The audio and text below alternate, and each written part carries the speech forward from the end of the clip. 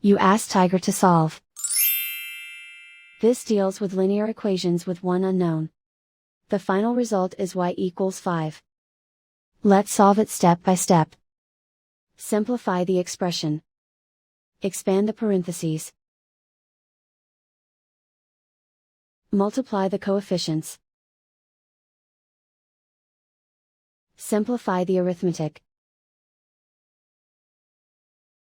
Expand the parentheses.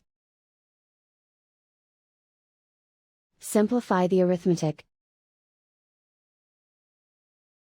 Group all constants on the right side of the equation. Subtract 16 from both sides. Simplify the arithmetic.